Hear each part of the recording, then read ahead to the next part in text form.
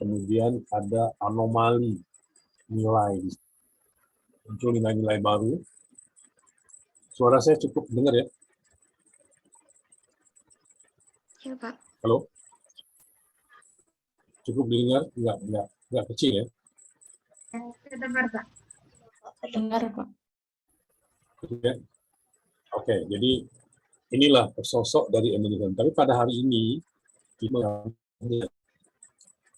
kita belum bicara riwayat hidupnya, karyanya belum. Kita membicarakan teorinya tentang ini. Nah, tapi kita harus mulai dari bukunya yang pertama, yaitu misalnya yang melahirkan teori fakta sosial. Misalnya. Nah, itu dari bukunya yang berjudul Suicide atau konsep bunuh diri. Ya. Nah, kenapa dia mengarang buku itu? Karena dia menghadapi satu gejolak perubahan yang luar biasa di Perancis, sehingga orang tidak siap untuk menghadapi itu semua. Nilai-nilai baru yang muncul setelah revolusi Perancis itu membuat manusia itu kelagapan gitu. Sama dengan sekarang misalnya dunia dilanda oleh gelombang teknologi 4.0 gitu, yang mendistrupsi semua nilai-nilai lama. Persis sama dihadapi oleh Hamilton ketika itu. Nah, dia melihat banyak sekali orang bunuh diri.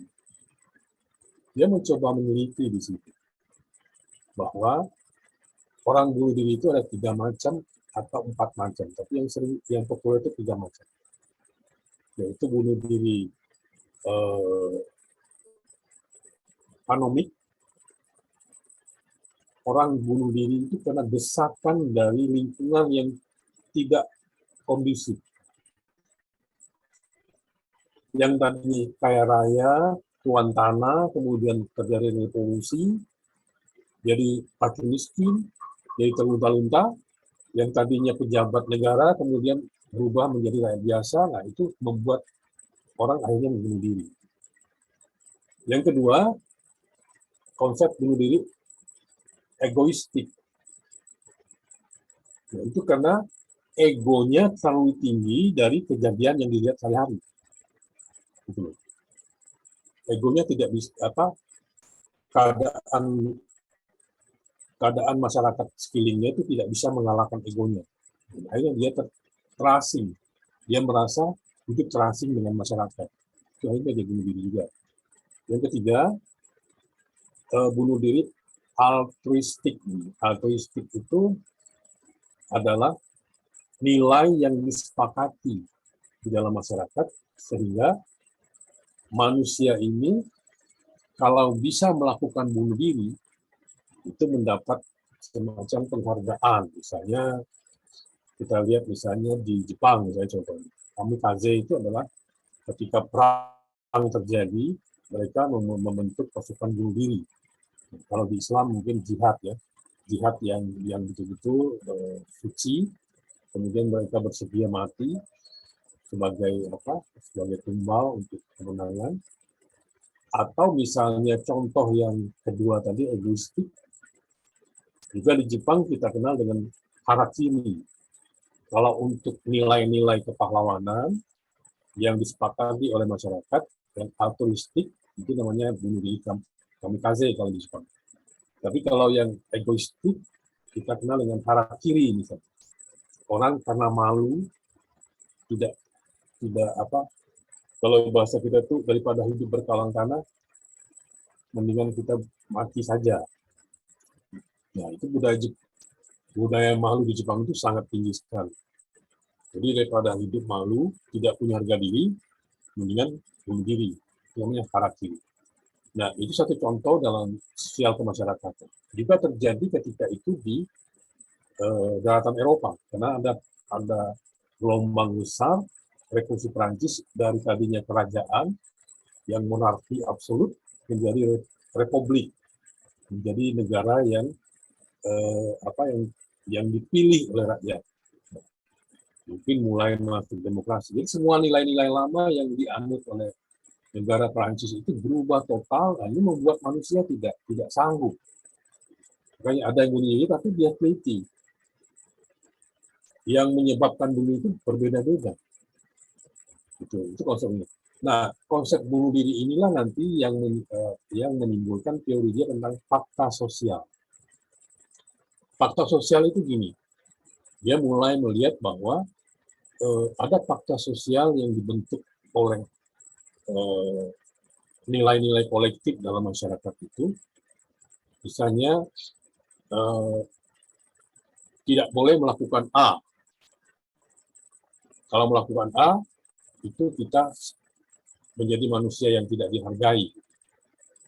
Misalnya, kita masuk pada satu daerah baru, misalnya, nah, di situ kan ada nilai-nilai yang dikembangkan di sana dan disakralkan oleh masyarakat sana. Tidak boleh begini, tidak boleh begitu. Kalau ketemu orang begini, itu kan nilai-nilai kolektif yang disepakati oleh masyarakat itu. Nah, itulah bentuk dari fakta sosial. Kalau orang masuk terus melanggar itu, dia akan terkena atau semacam hukuman dari masyarakat itu sendiri. Nah, lebih analogi lagi saya coba contoh seperti yang sering saya katakan bahwa fakta sosial itu yang membuat kita terkungkung. Misalnya, kita tidak berani pergi ke pasar nggak pakai baju, ya kan?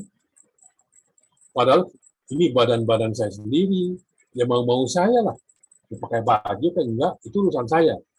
Itu nilai individual, nilai pribadi. Tapi kita hidup itu berhadapan dengan fakta sosial. Kita belum bicara agama dulu ya, fakta sosial. Walaupun kita tidak beragama, kita tidak sanggup melakukan itu. Memperlihatkan aurat kita. Karena itu ada fakta-fakta sosial yang sudah menjadi nilai baku di masyarakat itu yang memaksa kita harus tunduk. Gitu.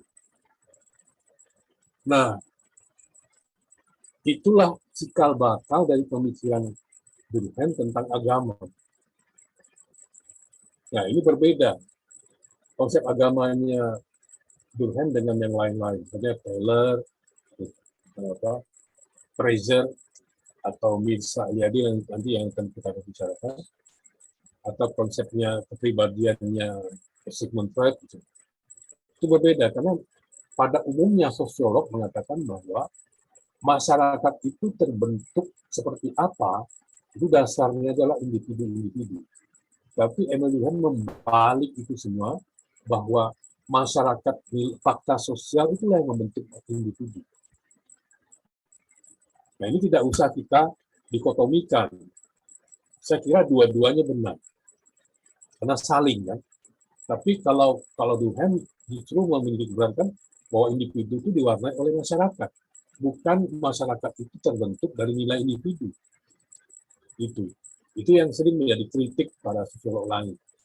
Bahwa definisi umumnya adalah masyarakat itu terbentuk dari bagaimana individunya.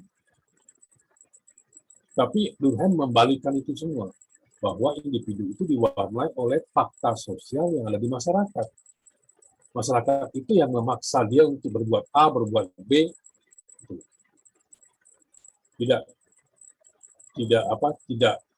tidak maling karena ada fakta sosial yang menghadang dia di situ. Kita mulai dari situ dulu. Kemudian kita masuk kepada sakral dan propam.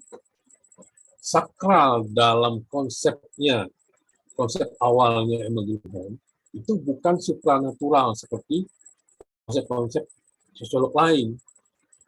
Misalnya konsepnya Fraser atau konsepnya Taylor atau konsepnya Sigmund Freud, bahwa yang sakral itu bukan mesti supranatural. Itu konsep awal dia. Bahwa kesatuan membuat manusia yang hidup dalam masyarakat itu tidak boleh A, tidak boleh B, nah itulah sakral. Misal, tidak boleh kita mengawini ibu kita sendiri. Itu satu hal yang sakral. Tidak boleh kita menikah dengan saudara kandung sendiri. Tidak boleh berjalan di tempat umum tidak memakai baju. Itu kan nilai-nilai sakral yang harus ditaati oleh anggota masyarakat itu. Individu itu harus tunduk kepada fakta sosial. Jadi makanya dia memulai dengan fakta sosial itu, kemudian masuk ke agama, sakralitas masyarakat itulah yang membentuk sakral, bukannya pemikiran supranatural. Nah, ini terbalik lagi pikiran dia. Kalau Taylor, Fraser, dan yang lain-lain mengatakan bahwa ada kepercayaan yang supranatural dulu, yang sakral dulu, baru terjadi ritual agama. Tetapi Durkheim justru mengatakan bahwa agama itu, kepercayaan pada supranatural itu berasal dari ritual agama sehari-hari itu. Sampai di sini cukup mengerti kenapa ini menjadi dikritik banyak sosiolog. Soal benar salah itu nanti. Itu ya. Nah, kemudian dia memasuki misalnya tentang kenapa terjadi, bagaimana terjadinya solidaritas sosial. Dia mengenai tentang solidaritas sosial, dia mempunyai dua teori. Ada solidaritas organik dan ada solidaritas mekanik. Pada masyarakat pedesaan yang belum begitu maju, itu biasanya kesatuan atau soliditas dari masyarakat itu didasarkan kepada homogenitas, kesamaan pekerjaan, kesamaan status, kesamaan penghasilan gitu. Kalau di desa kan orang semua kalau nggak bersawah, berkebun. Kalau nggak, dia bekerja di mana gitu. Jadi tidak terlalu banyak variasinya. Maka kesatuan mereka itu adalah organik karena mereka sama-sama gitu, komunitas. Nah, berbeda dengan masyarakat kota misalnya. Orang kota bisa bersatu karena kesatuan dari profesi masing-masing. Gitu. Misalnya satu perguruan tinggi, misalnya Institut Al-Quran Jakarta, ada rektor, ada dekan, ada kaprodi, ada pegawai, ada mahasiswa. Nah, mereka masing-masing dalam fungsi mereka sendiri-sendiri. Kepersatuan mereka itu mekanik karena kesatuan tujuan. Gitu. Misalnya di kota besar ada Persatuan Masyarakat Minang, Persatuan Masyarakat Sunda, atau Priangan misalnya. Persatuan Masyarakat Jawa Timur apa gitu misalnya. Bersatunya mereka itu karena kepentingan-kepentingan yang mereka sama, kemudian untuk mencapai tujuan. Itu makanya dikategorikan oleh Emil dengan solidaritas mekanik. Ya. Nah, kemudian perhatian Emil berubah begitu melihat teori-teori tentang supranatural itu. Maka dia mulai meneliti masyarakat pedalaman atau masyarakat primitif. Mulai pertama kali dia ke Australia, meneliti di sana dan tinggal di sana dengan masyarakat aborigin. Dia ingin membetulkan struktur masyarakat, interaksi masyarakat, fungsi masyarakat yang melahirkan agama di primitif itu. Karena dia mengkritik pendapatnya Taylor bahwa agama itu tidak lahir dari kepercayaan supranatural, tapi lahirnya agama itu adalah dari kesatuan masyarakat itu dalam menyepakati suatu nilai tertentu. Makanya terjadi ritual, perembukan, terjadi semacam satu tata cara masyarakat itu, kemudian baru lahirlah agama. Jadi terbalik. Jadi Emil Durkheim itu membalikkan teori-teori sebelumnya. Misalnya teorinya Taylor, teorinya Bessa Eliade nanti, teorinya Fraser, teorinya Sigmund Freud, atau teori-teori sebelumnya yang senada dengan itu. Dia mengatakan agama itu bukan pertama kali lahir itu adalah kepercayaan kepada kekuatan supranatural. Tetapi ritual keagamaan itu muncul dulu, baru lahirlah kepercayaan kepada supranatural. Jelas sampai situ?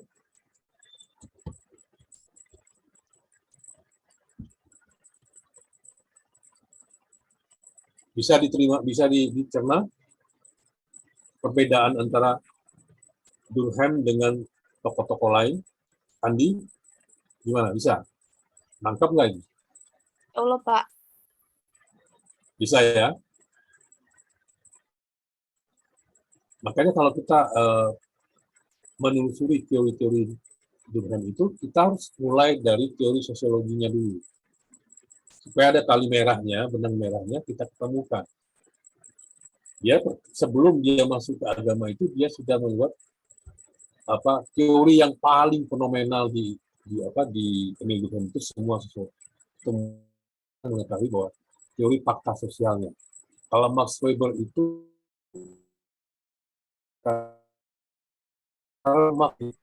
teori konflik sosial. Kalau Peter Ludwig Berger itu teori konstruksi sosial. Jadi masing-masing sosiolog itu punya andalan sendiri-sendiri. Nah, kalau Emile Durkheim itu fakta sosialnya. Misalnya gini, apa boleh kita misalnya mengambil barang di toko orang tanpa kita membeli? Boleh nggak? Enggak.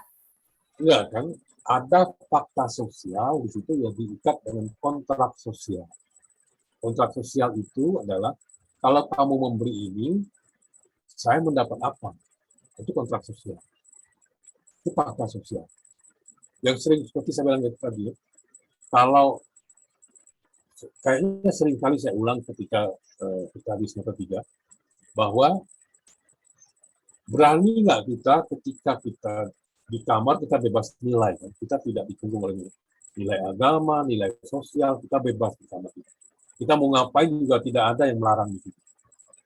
Fakta sosial tidak bisa masuk ke situ. Kita mau telanjang bulat, maaf ngomong gitu, kita mau berpikir balik, atau kita mau ngapain, joget-joget, tidak ada masalah di situ. Karena nilai bebas di situ. Ketika ada orang mengetuk pintu kamar kita, apakah berani kita buka pintu tanpa kita mengenakan baju dulu, mengenakan jilbab? Berani nggak? Tidak, Pak. Tidak, kan? Nah, itulah contohnya, itulah fakta sosial. Fakta sosial itu yang mengikat kita, tidak boleh begini, tidak boleh begitu, harus begini. Itu fakta sosial.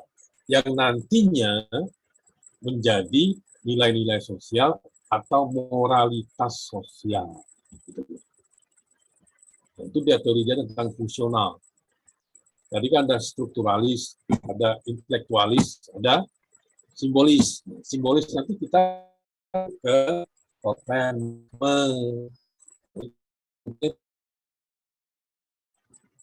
Teori-teori tentang simbolisme itu berbentuk totemisme.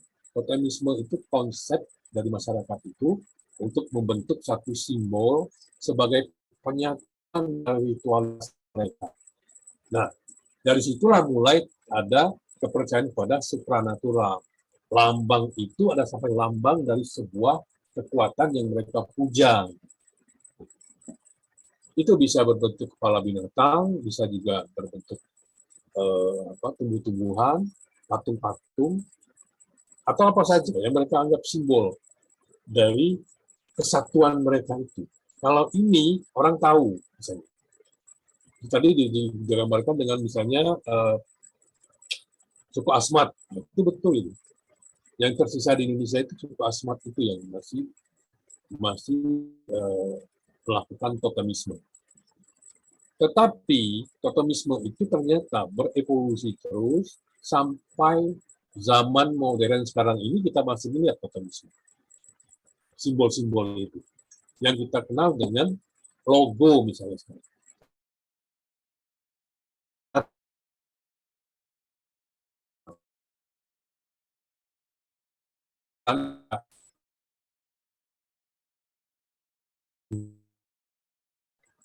atau bendera merah putih kita bakar di depan umum, berani nggak?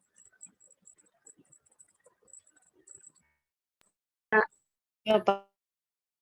Itu sosial yang dibentuk saat itu. Padahal tidak ada hubungannya sama agama itu. Bendera merah putih nggak ada hubungan sama agama. Kemudian patung apa? Burung Garuda nggak ada hubungan sama agama. Nah ini yang oleh kemudian fakta sosial itu mengikat kita, kemudian berbentuk simbol-simbol yang totemisme awalnya. Tapi pada zaman modern sekarang ini berubah menjadi bentuknya bisa berbentuk logo, bendera, atau apalah. Misalnya logo perusahaan, kan setiap perusahaan itu kan punya logo. Itu sebenarnya konsep totemisme. Jadi akhirnya totemisme itu di zaman modern sekarang ini juga tetap berlaku. Semua perusahaan sekarang kan pasti punya logo, punya simbol. Gitu. Kalau kita lihat simbol ini, oh PT Anu, oh PT ini. Mereka tidak sebutkan lagi PT Anu, tapi cukup simbolnya kita sudah tahu. Misalnya Lipo Group. Cukup dia dengan simbol itu kita tahu, oh ini grup Lipo. Nah itu namanya totemisme. Di zaman modern sekarang ini, di abad kontemporer ini, itu tidak dikatakan totem, tapi menjadi logo atau simbol perusahaan atau simbol negara. Nyambung ya? Nah, saya kira sampai di situ saya bisa menjelaskannya. Tapi kalau panjang lebar nanti kalian nggak itu. Coba setelah saya jelaskan itu, mungkin ada satu orang bertanya. Saya coba. Saya kembalikan lagi ke Andi Fadilatul Awali. Silakan Andi.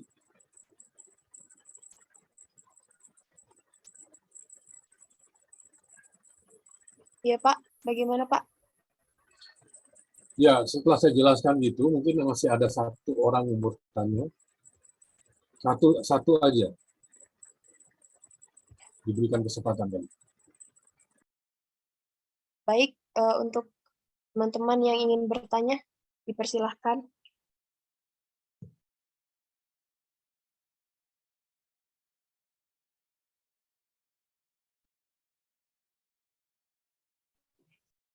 Bapak, saya ingin bertanya.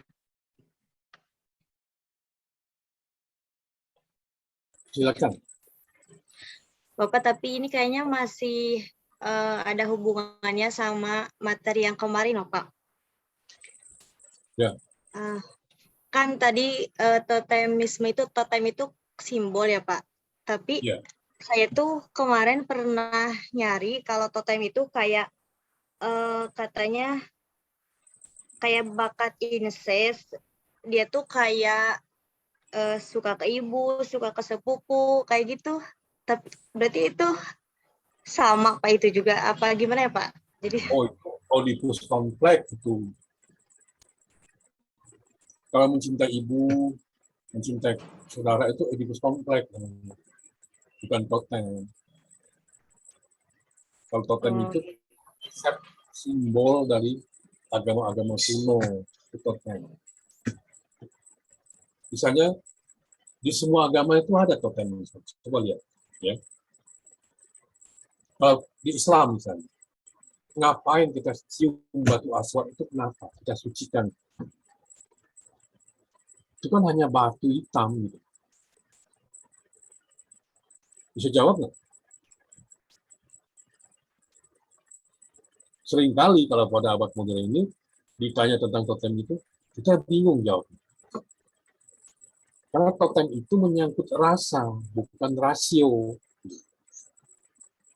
Kalau kita bilang, ngapain orang itu menyembah-nyembah kepala binatang, kepala babi misalnya itu, atau kenapa sapi disucikan? Coba dipecahkan melalui akal. Nggak ketemu.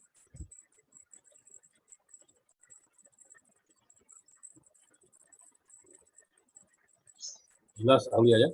Jadi totem itu adalah sesuatu yang disakralkan, bisa apa saja.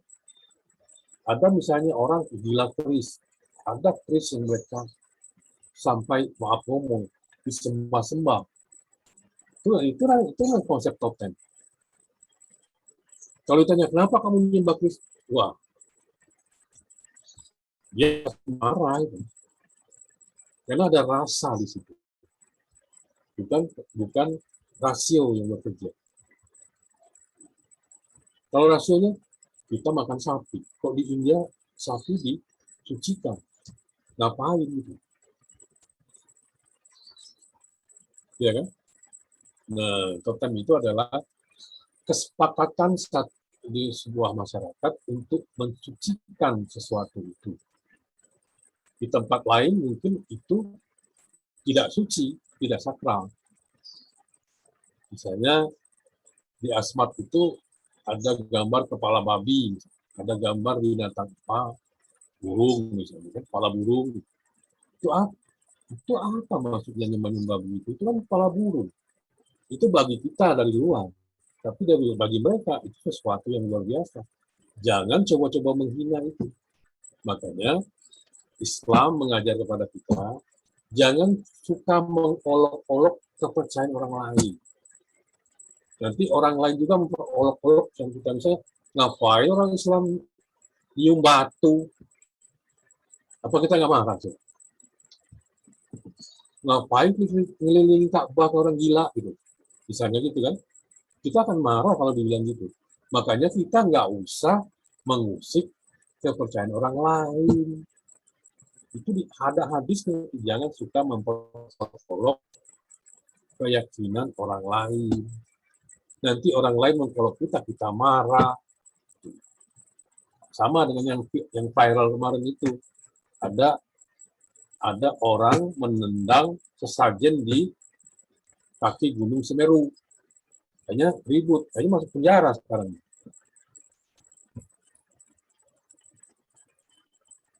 Nah, itu kan yang seperti ini kan masih berlangsung sampai hari ini. Artinya sikap-sikap yang tidak egaliter itu justru membuat masyarakat kita jadi kacau. Ya, bersikaplah egaliter dalam agama. Tidak usah menghujat-hujat kelompok lain atau paham lain. Dalam Islam kan kita berbeda paham, berbeda tafsir. Kita ribut, itu ngapain gitu. Jalanin aja yang apa kita yakini, sudah, nggak usah kita ribut orang lain. Jadi hidup berdamai dengan perbedaan, itu yang penting.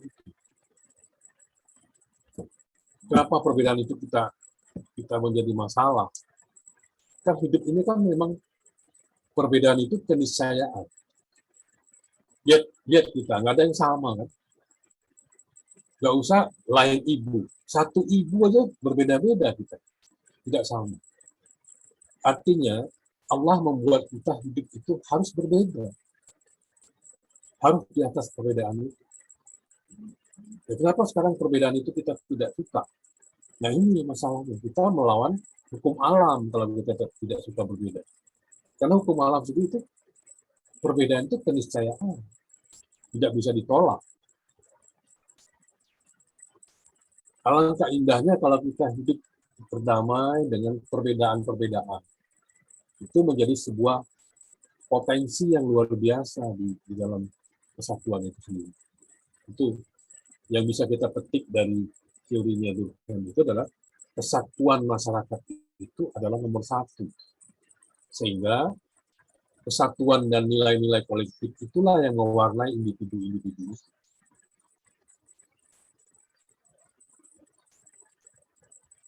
Saya kira itu cukup di situ ya. Ya baik Pak, terima kasih. Habis, saya serahkan kepada Andi Aulia, mungkin ada kesimpulan dari diskusi ini bisa disampaikan. Kalau sudah itu, kalau nggak ada pertanyaan lagi, bisa ditutup.